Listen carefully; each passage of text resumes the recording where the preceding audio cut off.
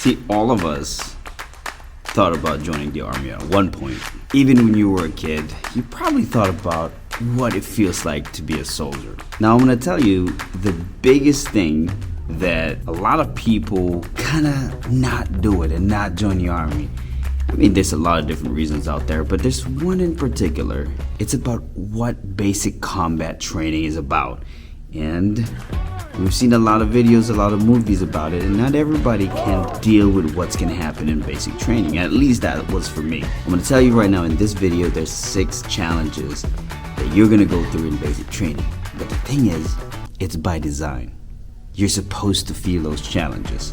This is by design because there's a method to demand this. The first one was very challenging, and you're gonna feel it if you actually join the Army. But the first one that it's so hard for me to overcome was losing your privacy. And I'm not talking about just taking your cell phone away, all that stuff, living together with a lot of different other people. I'm talking about privacy to the max. When you go in showers, it's an open bay. Kind of reminds me of prison, and it was so uncomfortable showering with a bunch of other dudes butt naked in the shower. That was tough. And on top of that, as soon as you get there, you'll know that you're gonna be sleeping in what we call a bay. That bay has a lot of bunk beds. It's either your top bunk or bottom bunk, and it's open. There's no rooms, no nothing. That's gonna be your first few weeks. You can hear people snore, you can hear people just, some of them cry, man, the first few days. You'll hear all of that. The next one is physical limitation. Ooh, that's echoey. But physical limitation, because for most of us, man, I haven't even run a mile in my life until I joined the Army.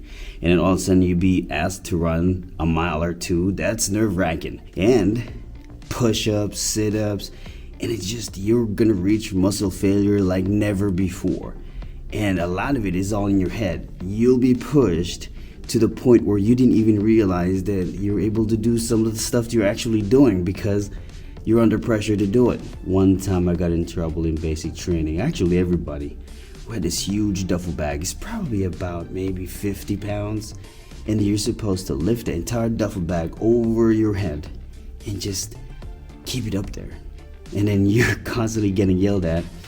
You better not drop it, to the point where you're almost gonna reach muscle failure, and you'll feel your hands and your shoulders and your entire body shaking, but you can't drop that duffel bag.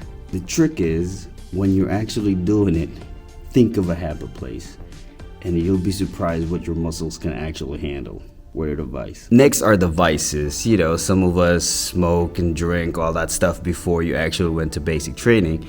I was surprised because I used to smoke a pack a day before I joined the Army. And when I went to basic training, I never even thought about lighting a cigarette because everything else is happening so fast. And you know what? It was really cold turkey. You'll be surprised. Your vices are gonna be gone. You can do it. You can actually quit smoking and quit drinking and not even think about it. Yeah, because every day is planned for you. Day 1, day 2, day 3, you always got stuff to do. By the time you hit your bunk bed, you're toast. The next challenge is homesick. You will get homesick. You're gonna miss everybody, even the people you don't like at home. You're gonna miss them, and it's gonna take its toll on you. But homesickness doesn't happen all the time. It happens when you're actually not doing anything. When there's a downtime, Sundays particularly, that's when you actually get to miss people. It's gonna happen. But the good thing is, everybody's homesick. So when you get homesick, just talk to your buddies, because all of you guys are going through the same shit. You basically just have to embrace the suck. The next one is, you keep on telling yourself, I don't need this shit. You really don't. You could just really quit and go home. You don't need the Army. In fact, I don't even know why you joined. That statement is gonna linger in your head over and over and over and over again. I don't need this crap. Because remember, nobody forced you to join the Army. It's all volunteer. That's why you kind of almost blame yourself on this one. It's like, I didn't have to do this. And then a lot of thoughts in your head is gonna come in and say, you know what? I could probably just get a job at Walmart or, go to college. I'll figure something out. Yeah, it's gonna happen. Those are the thoughts that's gonna be in your head. And like I said earlier, you're not the only one. Everybody's thinking the same thing. Same thing as being homesick. This happens on downtime. Truly, that statement about idle hands is the devil's playground, it's gonna happen. The final challenge you're gonna come across in basic training are other soldiers. Soldiers just like you, they're recruits, and they're training just like you. And the reason why they're a challenge, because some of them just, you want to choke the crap out of them, you know? They're brought up different than you. You have different personalities, different walks of life, different beliefs, and they're going to annoy you. And coupled with the stress you're going through, roll into one, and everybody will annoy you. It's just gonna happen. People will not like you. You're not gonna like people. But also at the same token, you're gonna form strong bonds with some soldiers within your platoon. In most cases, they're gonna be your lifelong friends. You're gonna keep in touch even after the basic combat training have been completed. I say all that to say this because basic combat training has evolved in years. I joined in the Army in 2007, and I'm sure it changed today, but they maintain the same structure. There's 3 phases of basic training: the red, blue, and white. Now, red phase is where the Army breaks you down to nothing. They're going to have to strip you with everything you know and everything you believe in, and once the red phase is over, the blue phase happens.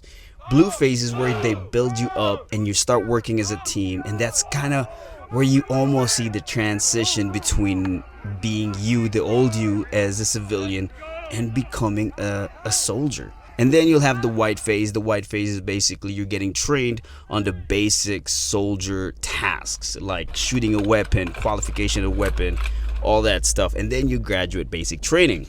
Now, all that stuff that I talked about, those 6 challenges that you're going to come across are all on red phase, and it's by design.